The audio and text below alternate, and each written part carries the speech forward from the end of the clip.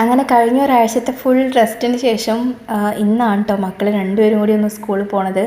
ഇന്നലെ ഫൈസിക്കുട്ടി പോയിട്ടുണ്ടെന്നുണ്ടെങ്കിലും ഫാദുക്കുട്ടി, അതായത് ചെറിയ കുട്ടിക്ക് പനി ക്ഷീണമൊന്നും ശരിക്കും മാറിയിട്ടുണ്ടായിരുന്നില്ല. അപ്പോൾ അവൾ ഇന്നാണ് കേട്ടോ പോകുന്നത്. അപ്പോൾ ഇന്ന് നമുക്ക് ബ്രേക്ക്ഫാസ്റ്റ് സിമ്പിളായിട്ടുള്ള ഒരു റെസിപ്പി ഉണ്ടാക്കാം. മുട്ടപ്പാലടയാണ് കേട്ടോ ഉണ്ടാക്കുന്നത്.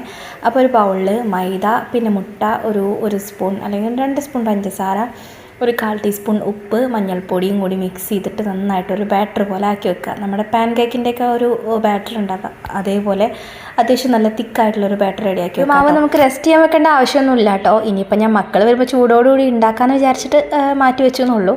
അപ്പോൾ ഞാനിതാ ഉച്ചയ്ക്ക് കറി ഉണ്ടാക്കാൻ വേണ്ടിയിട്ട് പരിപ്പ് വേവിക്കാൻ വേണ്ടി വെച്ചു. പിന്നെ മുരിങ്ങയും പരിപ്പും വെക്കാമെന്ന് വിചാരിച്ചിട്ടാണ് കേട്ടോ. മുരിങ്ങൻ്റെ കമ്പ് ഞാൻ ഇന്ന് രാവിലെ വെട്ടിയിട്ടുണ്ടായിരുന്നു, കാരണം അത് വല്ലാണ്ട് ഹൈറ്റിക്ക് പോകുന്നുണ്ട് കേട്ടോ. അപ്പോൾ നല്ല പൊക്കത്തിൽ പോയാൽ പിന്നെ മുരിങ്ങ നമുക്ക് എടുക്കാനൊക്കെ നല്ല ബുദ്ധിമുട്ടായിരിക്കും. അപ്പോൾ അതുകൊണ്ട് മുരിങ്ങ വെട്ടിയിട്ട് ഞാൻ ആവശ്യമുള്ളത് ഇതാ എടുത്തിട്ടുണ്ട് കേട്ടോ.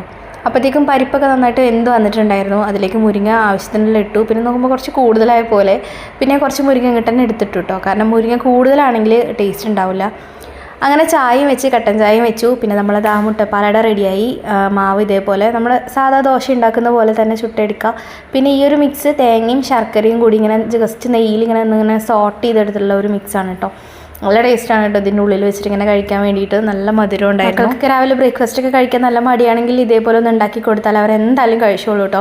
ഇനിയിപ്പോൾ ഇതിൻ്റെ ഉള്ളിൽ ഫില്ലിങ്സ് ഇല്ലാന്നുണ്ടെങ്കിലും ഇതിപ്പോൾ നമുക്ക് വെറുതെ തിന്നാനും പറ്റും കേട്ടോ. മധുരം ഉള്ളതുകൊണ്ട് തന്നെ ദോശയായിട്ട് വെറുതെ കഴിക്കാനും ചായൻ്റെ കൂടെ കഴിക്കാനൊക്കെ നല്ല ടേസ്റ്റ് തന്നെയാണ്, അടിപൊളിയാണ്.